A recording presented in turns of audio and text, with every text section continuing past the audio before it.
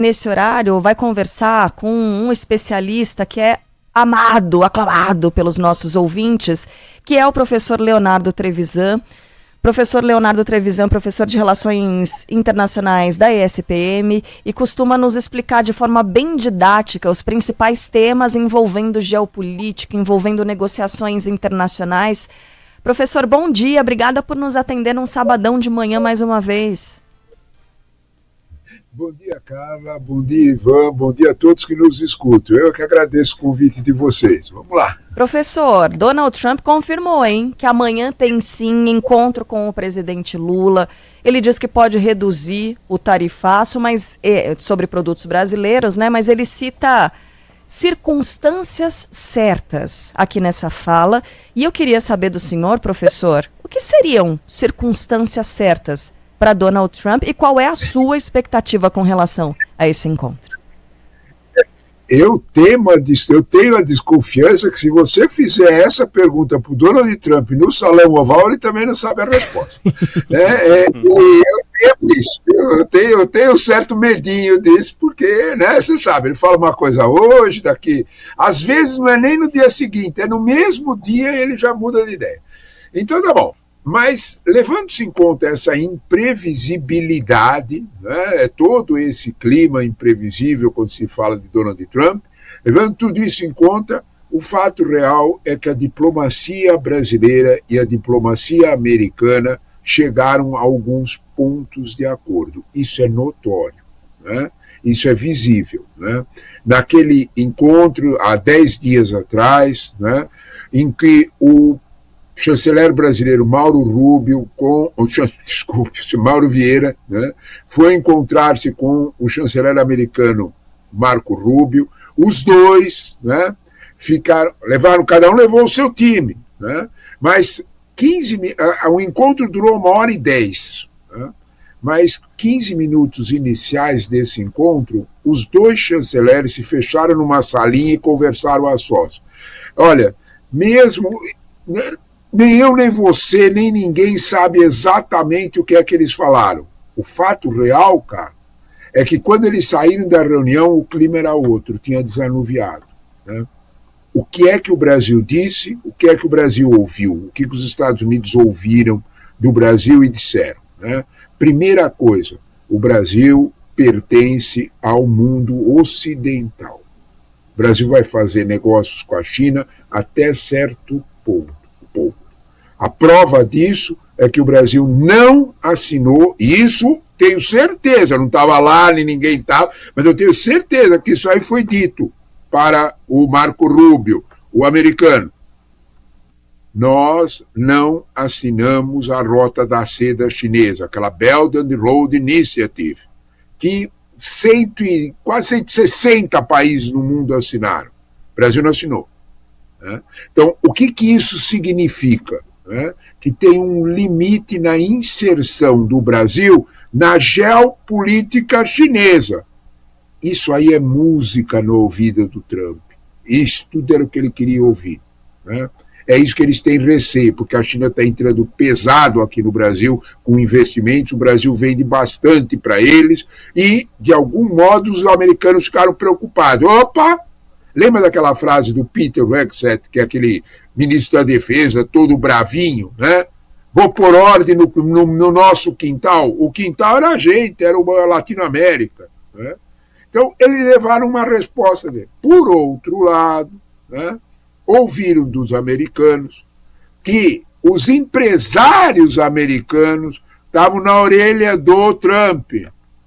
Cara, tem dinheiro com o Brasil, não é assim.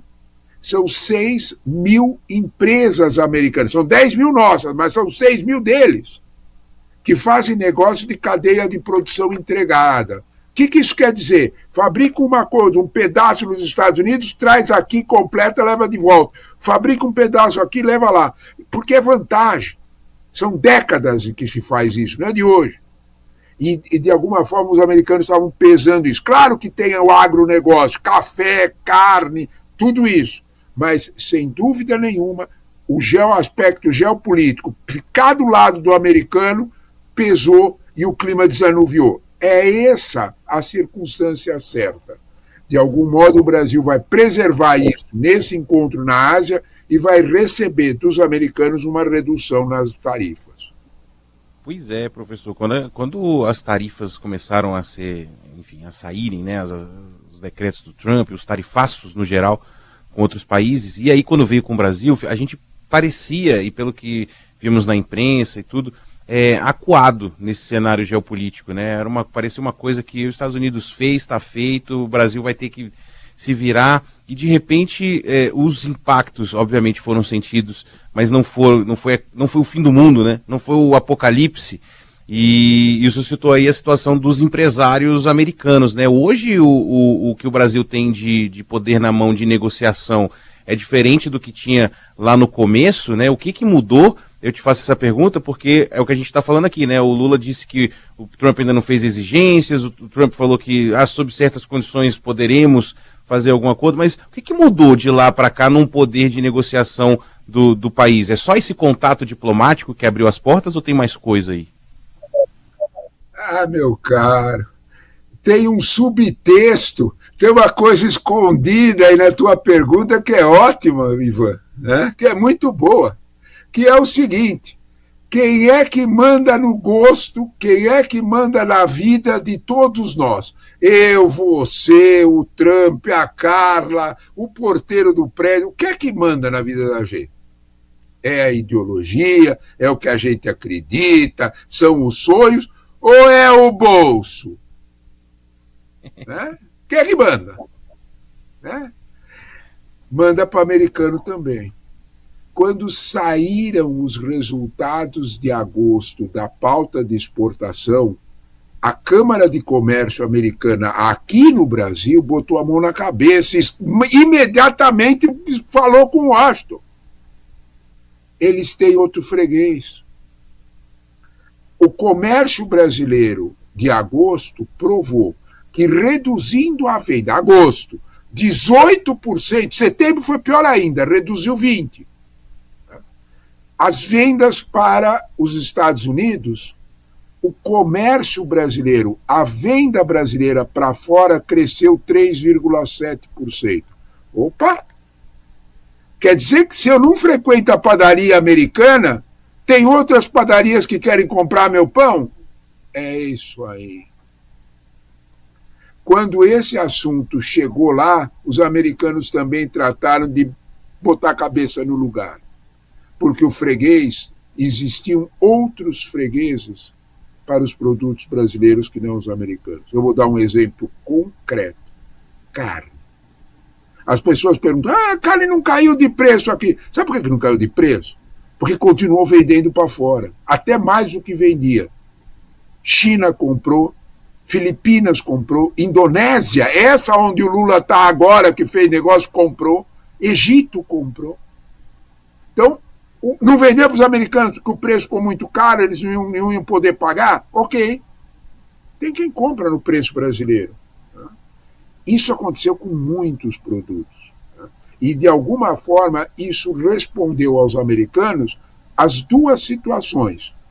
Os empresários brasileiros, a diplomacia brasileira fizeram um serviço muito bem feito de ir lá e dizer para eles, cara, nós não queremos briga com vocês. Muito pelo contrário. Mas, sabe o que aconteceu?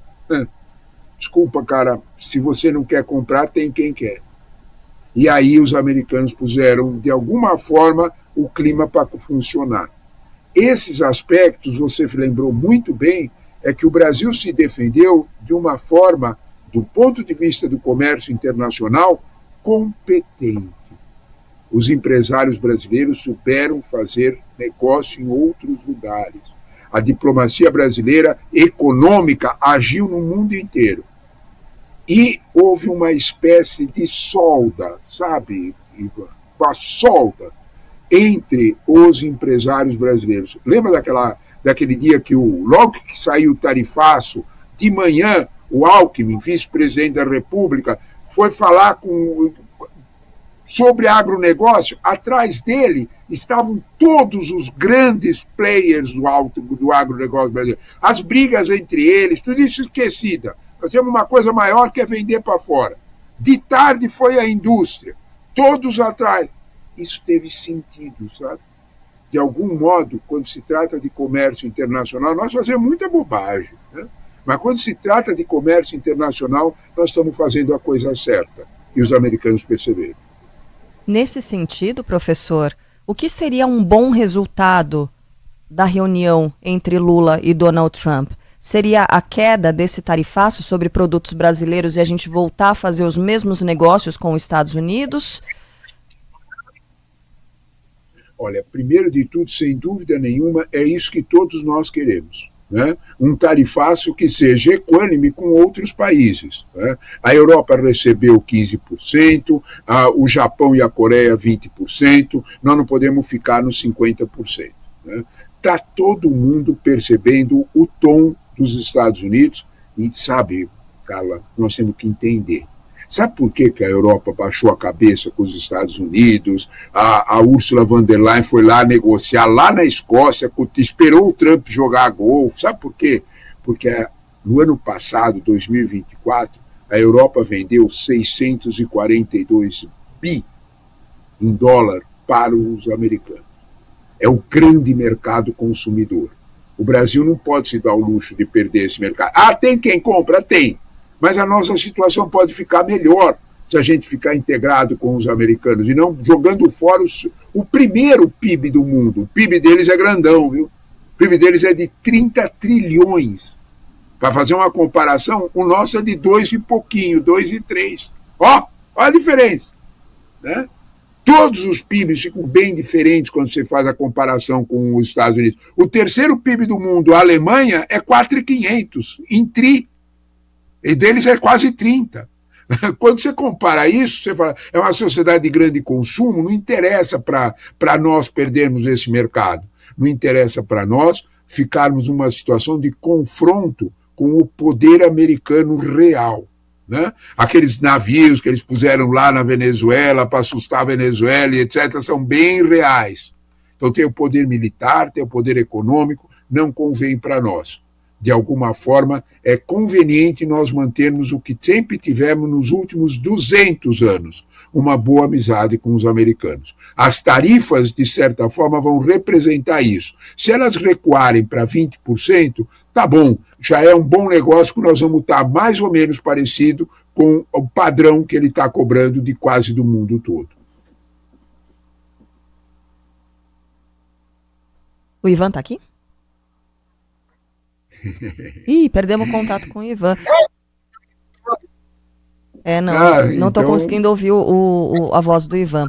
Então eu vou fazer a pergunta no lugar dele, professor, é o seguinte, os nossos ouvintes estão participando demais e estão dizendo o seguinte, o Brasil, o modo como a diplomacia brasileira trabalhou, demonstra que o Brasil soube lidar com essa situação, né, de forma tranquila, conseguiu fazer a negociação. Agora, para o mundo, o tom que o presidente Lula usou de não, entre aspas, baixar a cabeça, de não se submeter a essas condições dos Estados Unidos, teria trazido teria elevado a moral do presidente brasileiro e do nosso país de uma certa forma. O senhor enxerga isso também? Enxerga que a gente cresceu, o Brasil saiu um pouco maior do que entrou nessa crise? Mas não tenha dúvida nenhuma. O Brasil saiu maior. A expressão é ótima, Carla. Né? Se a gente fizer uma comparação do início da crise para o final da crise, basta você ver o fato do convite e como ele foi recebido na Ásia. A Ásia, esse encontro lá em Malásia, onde o Trump e o Lula vão se encontrar, representam 10 países asiáticos. Carla, a Ásia é onde o mundo vai crescer no século XXI. Isso não tenha dúvida nenhuma. O século XIX foi um século inglês, o século XX foi século americano, o século XXI, mas não tem um analista internacional, nisso aí a igrejinha fala tudo a mesma coisa. Não tem um que discorda, vai ser asiático. Observa que o Brasil foi chamado para ir para lá. Em outras palavras, o Brasil assumiu uma posição de respeito no contexto internacional. Sabe o que foi que aconteceu? E eu acho que aí é que veio o respeito, Carla. Primeiro de tudo, houve um equilíbrio entre a defesa da situação brasileira. Nós não saímos gritando, xingando os americanos, nada disso. Aquele dia que o ministro Haddad, logo depois da tarifaço, foi numa entrevista coletiva e disse o seguinte: o governo brasileiro e todos os ministérios, o presidente Lula determinou, não haverá retaliação. Nós tiramos a arma do Trump. Olha o que está acontecendo com a Colômbia. Tudo que o Trump queria era que alguém reclamasse. Quem não reclamou, quem sentou na mesa para conversar com o Trump, aceitou a realidade, e foi isso que o Brasil fez, aceitou a realidade, vamos lá, vamos conversar, sem dobrar o joelho. Não era entrar lá para negociar de cabeça abaixo. Ao contrário, era entrar lá, aquilo que o Ivan perguntou, era entrar lá com clara menção ao que vai custar para o bolso do americano brigar com o Brasil. Não precisa gritar isso aí, não precisa fazer ofensa, nada disso. É só achar outro freguês. E foi o que aconteceu. De alguma forma, o Brasil tem uma palavrinha mágica, sabe, no contexto internacional. Você pode fazer quanta revolução tecnológica você quiser. Você pode fazer quanto IA progredir no mundo, armas eletrônicas. O bicho vai precisar continuar comendo. Precisa de alimento. O Brasil oferece para o mundo um conceito internacional fundamental, chamado segurança alimentar. O Brasil sabe como transformar proteína vegetal em proteína animal, que todo mundo quer. Então, esse fato deixa o Brasil com outro perfil. Isso foi lembrado do jeito certo para os americanos, sem nos curvarmos. Teve a lei Magnitsky que atacou. O Brasil definiu, claro, aí não se mexe. Soberania do judiciário brasileiro. Isso aqui é um país organizado. Nós temos um país organizado, com 3 poderes, democrático. Ninguém mexe no judiciário, nem nós, nem vocês. Então, de algum modo, isso tudo pesou no contexto internacional.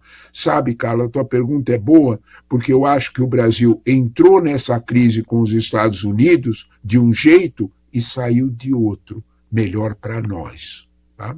Isso, de alguma forma, tem um contexto de que o povo, as elites brasileiras empresariais e o próprio e o poder político casaram as mãos. O brasileiro comum, o cidadão comum, olhou para isso e se sentiu protegido. Não vai vir para cima de mim tão feio. É isto que mudou. O país melhorou, não piorou com as tarifas. Às vezes aquela bandeira dos Estados Unidos lá na Paulista, Carla, fez os americanos olharem e falar assim, eles gostam da gente, vamos negociar com esses caras, às vezes saiu bem. Essa questão política pode ainda, o professor, dar uma mudada nesse rumo, que eu digo assim, parece que a gente está vendo uma aula de diplomacia finalmente, né? Mas existem questões políticas. O próprio presidente falou que pode discutir com o Trump o senhor falou da Magnitsky, né, essas punições que foram dadas aqui aos ministros da Suprema Corte. A gente tem uma situação envolvendo o filho do ex-presidente, as sanções ao presidente Jair Bolsonaro. Isso aí já é carta fora do baralho, na sua opinião, nessa discussão? Ou é algo que ainda pode, de alguma forma, ter algum peso nessas conversas com os Estados Unidos? Sabe, eu penso nessa questão política, né, que o Brasil também ganhou com esse confronto. A bandeira que você lembrou, estendida num determinado comício, não voltou. Sabe, Ivan, eu lembro uma coisa que está fora do nosso contexto político. Lá atrás, nos anos 80, né? Olha que coisa antiga, hein, minhas barbas brancas, né? Houve uma discussão política e havia uma pressão contra as estatais brasileiras. E o então presidente, eu vou falar uma palavra que a maioria nem lembra mais, o presidente Sarney, né, disse, olha, não briga com o nacionalismo dos brasileiros. Caramba, ele estava certíssimo. Isso há 40 anos atrás. Veio a eleição e ele ganhou de lavada, falando em nacionalismo. Sabe, Ivan, eu tenho uma convicção. Eu acho que o brasileiro pode ser até um pouco mais menos informado, o brasileiro pode não prestar atenção nas questões internacionais, mas eu acho que qualquer brasileiro tem uma convicção que ele entende perfeitamente e traduz de uma forma muito correta nessa questão que você lembrou da bandeira americana e da pressão americana e por que o político mudou. Na minha casa mando eu, ponto. Todo mundo entende isso. Todo. Né? Todas as classes sociais, da A até a E. Né? Entende que, de alguma forma, essa posição tem história no Brasil, né? Tem décadas no Brasil. Né? E, de certa forma, há uma convicção no brasileiro médio, comum, de que minha casa quem diz o que vai ser feito sou eu, não é o vizinho. Né? Isso colou, viu? Isso independe de quem estiver no poder. Vamos repetir. Né? Eu dei o exemplo do Sarney para ver bem lá atrás, personagem pré-histórico. Né? Portanto, eu penso que mexer com isso não é politicamente favorável. As pesquisas estão mostrando exatamente isso. Né? E, de algum modo, me parece que a política se acomoda, é aquela tua pergunta lá no início, a política também se acomoda ao bolso. Né? O brasileiro olha e diz, se eles vierem mandar aqui na minha casa, eu vou perder. Né? Eu não quero isso. E, de algum modo, os políticos entenderam o recado da sociedade. A gente tem que ter isso bem claro. O recado da sociedade brasileira foi um recado de proteger nossos direitos. E parece que isso aí aconteceu. Nem todos pelo jeito, professor, porque nessa semana a gente teve um senador da República dizendo invejar os barcos abatidos pelos Estados Unidos naquela ação contra o tráfico de drogas na Venezuela. Flávio Bolsonaro disse, ouvi dizer que tem desses no Rio de Janeiro também, sugerindo, né, talvez que houvesse algum tipo de ação dos Estados Unidos aqui no território brasileiro. Eu queria ouvir o senhor, professor, com relação a esse envio também, né, do maior porta-aviões do mundo dos Estados Unidos à América Latina, dessas, a gente pode chamar de incursão militar dos Estados Unidos na América Latina, na América do Sul. Qual é a sua análise com relação ao que acontece agora na Venezuela? Isso pode chegar até aqui o Brasil, professor? Primeiro de tudo, sabe, Carla, eu acho que você usou uma palavra muito legal, incursão. Parece viagem de férias. Né? Professor, o senhor está subestimando o poder de fogo americano. Imagina. Né? O poder deles é número é um troço chato, mas serve para a gente medir as coisas. O orçamento militar americano, Carla, é 955 bi de dólar no ano passado, 2024. O segundo é o chinês, 235. Terceiro é o russo, 70. E daí vem um monte com 20. Está dando para entender a diferença? 900 para 200. Quatro vezes mais que o chinês. Não tem para ninguém. Se eles resolverem brigar com o mundo inteiro, talvez se juntar o mundo inteiro não dá para brigar com os americanos. Tá? Então, tudo bem, não adianta a gente mexer nisso. Né? É uma realidade. Outra realidade é aquilo que você faz com esse processo. Tá? Uma realidade é a força, outra realidade é a política. Né?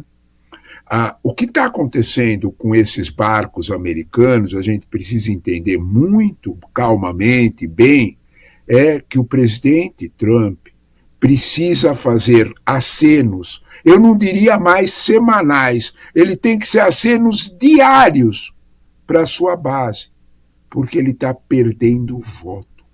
Se a gente tem que pensar com o bolso, político pensa em voto, ele vai dormir pensando em voto, acorda pensando em voto, toma banho pensando em voto. Qualquer político. Né? Aqui na China, na África, na Europa, em qualquer lugar do mundo. Trump não é diferente. As últimas pesquisas, eu vou citar duas, tá? Para a gente lembrar disso. A pesquisa do YouGov com o New York Times e a pesquisa da Marplan. As duas sinalizaram que o presidente Trump está com menos de 37% de apoio. Isso, com 9 meses de governo, é o índice mais baixo em 50 anos. Só o Nixon teve menos que isso. Lá atrás, 70. Né? Então, quando se olha para isso, o presidente americano, o Trump, pode ser todo valente, mas ele pensa em voto. Nós estamos em outubro, daqui a 13 meses, menos do que isso, tem eleições em midterm nos Estados Unidos. O que isso quer dizer? Renova o Congresso. Ele pode perder o controle ou do Senado ou da Câmara. Se perder o controle, acabou o governo dele. Ele não faz mais nada. Ele sabe disso. Então ele precisa fazer acenos para a base dele. A base dele gosta de guerra? Não. Ela não quer guerra, ela quer demonstrações de força. Nós somos poderosos. Imaginar que os Estados Unidos vão usar uns porta-aviões com todos os seus destroyers que o cercam, contra torpedeiro, contra lanchas que eles supõem que estão transportando droga, é uma piada. É evidente que não. É evidente que nós estamos olhando para isso, não é nem o lobo e o cordeiro, é menos que isso, é o elefante e a formiga. É evidente que não. Né? As Forças Armadas da Venezuela são uma brincadeira. A Venezuela tem 2 fragatas de marinha. A Colômbia, idem. Então, como é que vão enfrentar? Não é real. Né? De algum modo, quando a gente olha para isso, né, para esse desequilíbrio de força e para a questão política interna nos Estados Unidos, nós entendemos esses atos de um outro jeito. No caso da Venezuela específico, o Trump negociou com a Venezuela petróleo. Quando a gente fala de Venezuela, Carla, Venezuela igual petróleo. Venezuela tem uma reserva de petróleo maior do que a da Arábia Saudita, é a primeira do mundo. Então, tem olho gordo na Venezuela. Né? As petrolíferas americanas estavam vendo que petrolíferas do mundo inteiro estavam chegando na Venezuela para as novas perfurações. Estavam chegando as chinesas, estavam chegando as europeias. Cara, até a Petrobras estava indo para lá, porque está olhando. E os americanos de fora. Sabe o que o Trump fez? Olhou para a maior petrolífera dele, a Chevron, e disse: vai fazer negócio com a Venezuela que eu não te faço sanção. Só que aí a direita dele ficou louquinha. A direita dele falou: como? Só que o Trump tinha uma no cravo, uma na ferradura. Ele tinha que ajudar as petrolíferas e acalmar a direita. Qual foi a solução? Mandar navio passear no Caribe. Ah, ele vai atacar? Tenho dúvidas. Porque não tem lógica.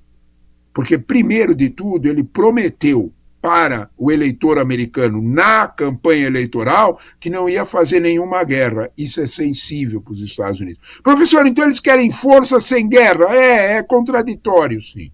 Tem que entender que é contraditório. Né? Então, de alguma forma, a massa americana que vota no Trump quer demonstração de força e, ao mesmo tempo, não quer guerra. Trump está tentando atender a isso. Trump está tentando ouvir isso e ouvir a urna. A loucura do Trump tem método. Tem que entender isso, porque senão a gente não compreende bem o que ele está fazendo. A diplomacia brasileira percebeu isso, o presidente Lula percebeu isso, os empresários brasileiros perceberam isso. E, de alguma forma, nós ficamos um pouco melhor na fita, nós ficamos melhor na foto, percebendo isso do que brigando. Se for melhor. Algumas outras, até o Maduro percebeu isso. O Maduro fica falando em inglês, not war, não quer guerra, porque ele sabe que não é possível. De algum modo, nós estamos percebendo um quadro que precisa ser entendido nas suas contradições também. Tem método, Ivan Brandão. Esse jornal é bom. Deixa eu fazer uma pequena provocação no bom sentido, claro, professor, né, diante do que o senhor falou. O Trump tem a preocupação com o voto. E o senhor também falou sobre a questão aqui do brasileiro, né, do nacionalismo, da gente, na minha casa mando eu. Olhando para o lado do Lula, que tem uma eleição pela frente que é dele mesmo, né, dele se reeleger, e ele falou nessas viagens que tem feito agora que vai se candidatar, algo que mexe muito com a oposição, com as críticas a ele, é a relação do presidente com a Venezuela, em específico com o Nicolás Maduro, ainda que tenha tentado dar uma afastada, a gente sabe do histórico. Essa história de na minha casa mando eu pode se ampliar para a América do Sul nesse sentido, diante de um cenário político em que essa relação do Brasil com a Venezuela também é muito sensível eleitoralmente? Olha, essa pergunta é legal, sabe por quê, Ivan? porque mede o que é que efetivamente nos interessa, né? Sabe, Ivan, sobre diplomacia é diplomacia, mas ela rege por aquilo que a minha e a tua tia-avó nos ensinaram, né? Amigos, amigos, negócios à parte. Isso. Né? É isso. Né? Tá bom, nós somos amigos da América Latina, tudo mais, etc., mas negócios à parte. A Venezuela passou da conta. Né? Ele fez uma eleição, fraudou uma eleição, isso é uma opinião unânime. Aliás, isso o próprio Maduro disse. Se ele não tivesse fraudado a eleição, era só entregar as atas. Olha, as atas estão aqui, essas atas não aparecem de jeito nenhum. Né? Todo mundo pede. Os organismos internacionais que tiveram lá disseram, escuta, a oposição ganhou, ele deu um jeito. Nós precisamos lembrar que o Brasil condenou isso. E o Maduro ficou de cara feia, lembra? O Maduro ficou amuadinho, bravinho, o Brasil foi lá e disse, não dá. Né? Questionou a disse, nossa olha, exatamente. Né? Não dá. Né? Então, de alguma forma, certas atitudes são curiosas e difíceis. O presidente Gustavo Petro, da Colômbia, precisa fazer alguma lição de casa. Né? Ele não pode ir em Nova York e fazer aquilo que o Trump mais queria que ele fizesse, brigar. Sabe o que o Gustavo Petro falou em Nova York, Ivan? Ele disse que os soldados americanos não deviam obedecer o Trump em Nova York. Tem a fita gravada, tem o vídeo para quem quiser ver no YouTube. Ora, santo Deus do céu, isso aí é sopa no mel para o Trump. A Colômbia é um paizinho perto dos Estados Unidos.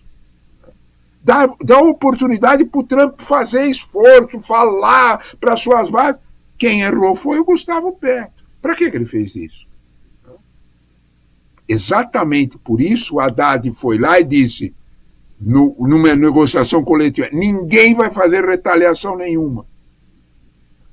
Então, de algum modo, o melhor jeito de lidar com o Trump é dizer para ele, você quer briga, mas eu não quero. Porque eles são grandes. E, de alguma forma, eu acho que isso foi preservado. O Maduro, de algum modo, até ele já entendeu. Lembra daquelas frases que ele fala, peace, peace, not war, né? Fala até em inglês, para ver se os americanos acreditam nele. De fato, a Venezuela... Né? Então, de algum modo, esse problema é um problema que lidar com o Trump exige uma mudança nas perspectivas de relações internacionais. É não dar corda para ele, porque o enforcado vai ser você. Então, de algum modo, se você perceber isso, né, você tem uma relação melhor. O caso com a Venezuela e o Brasil é exatamente esse. O Brasil já deixou claro que, no caso da eleição, está fora. Né, e que, de algum modo, para a América Latina inteira não interessa nenhuma invasão militar. Ivan, disso eu tenho a mais absoluta certeza. Né? Nenhum país na América Latina, olha a frase, olha o compromisso, nenhum, incluindo a Argentina, quer uma invasão militar aqui. Sabe por quê? Por motivos óbvios. Todo mundo sabe como uma guerra começa, ninguém sabe como é que ela termina. Depois que os americanos puserem um pezinho em qualquer país aqui, como é que você tira depois? Como é que você manda eles embora? Então, de algum modo, isso aí é sensível para todo mundo. Né? Aí é um conceito de geoestratégico localizado que qualquer dirigente consegue perceber, de direita, de esquerda. Então, nós temos há mais de 50 anos que nós não temos invasão militar na América Latina, vamos preservar. Né? Isso é uma coisa muito sensível. E eu acho que o caso da Venezuela, o caso da Colômbia, dá para ser negociado com os americanos de um outro jeito. No caso da Venezuela, eles já avançaram. No caso da Colômbia, ainda estão começando. Mas eu acredito que, de algum modo, os americanos estão fazendo demonstração de força muito mais para o público interno do que efetivamente para um uso real. A palavra incursão da Carla foi bem escolhida. Professor, quando a gente acha que já viu de tudo no mundo, vem Nicolás Maduro forçando aquele inglês daquele jeito. Enfim, né? Please. Gente, Você tem toda razão. o que foi aquilo? Quando a gente acha que já viu de tudo, vem um negócio desse. Agora, professor, para encerrar esse papo, os ouvintes estão amando, dizem que podem ficar te ouvindo por horas e a gente também. Mas eu saio das entrevistas com o professor, Carla, pronto para dar entrevista. Falar aqui da situação geopolítica global. Cara, a gente aprende, pois é, as coisas. E aí, professor, ao longo dessa semana, a gente veio trazendo a notícia de uma preocupação muito grande com relação àquele risco envolvendo os maiores produtores de semicondutores do mundo, né? Montadoras aqui do Brasil dizendo que podem interromper linha de produção por causa desse problema. E aí a gente foi estudar um pouco mais a fundo para entender o que estava acontecendo e, na verdade, é um impasse diplomático envolvendo Holanda e China por causa de uma empresa que fabrica esses materiais eletrônicos que são distribuídos para todo o planeta. Queria, por favor, professor, que o senhor nos ajudasse aqui com mais essa explicação. O que é que tem a ver Holanda, China e a produção de veículos no Brasil? Nessa situação aí, né, nós levamos tapa sem nem saber de onde veio. Uhum. Né? Ainda não é o tiro, é só o tapa, mas você tem toda a razão de perguntar, de levantar essa preocupação, porque isso envolve chip, né? Isso envolve semicondutor. Chip é, hoje, talvez, o produto mais sensível em todo o processo industrial. Né? Chip tem em tudo. Né? Para você ter uma ideia, os carros mais eletrificados, eles têm de 1.000 a 3.000 chips cada carro. Né? Você compra uma cafeteira elétrica, passa lá na venda, compra uma cafeteira elétrica, aquela tua cafeteira elétrica que desliga sozinha tem um chip. Então, é tudo, todo eletrodoméstico, todos os eletrônicos, todos os aviões de caça, tudo. Né? O que aconteceu? Por pressão americana, os Estados Unidos pressionaram a Holanda, né, a usar uma empresa chinesa, de propulsão chinesa, dentro da Holanda, né, a Nexperia, e fazer a Nexperia tirar o controle acionário, o controle operacional da Nexperia da mão de quem estava. Aí vamos lá. A Nexperia pertencia à Wingtech. Né? O que era a Wingtech? É uma enorme multinacional chinesa. O que a Nexperia fabricava na Holanda? Chip. Né? Era tecnologia chinesa, era coisa chinesa, fabricado na Holanda um pedaço. Lembra daquela história que eu falei de cadeias produtivas, né, integradas, Brasil e Estados Unidos? Era o que existia entre Holanda e China. Um pedaço do chip vinha da China, montava na Holanda e distribuía para a Europa. Os Estados Unidos, quando a China disse, não vou mais dar terras raras, não vou dar mais minerais que fazem a imantação no celular. Ih, quanta confusão, como é que entende isso aí? Vamos devagar. Né? Implantação do celular precisa de metais preciosos muito específicos. A China é que manda nisso. Os Estados Unidos têm dependência da China disso. O que os Estados Unidos fizeram? Foram lá na Holanda, numa empresa que é coligada com o chinês e disse, tira o chinês daqui. A Holanda obedeceu. Sabe qual foi a resposta da China?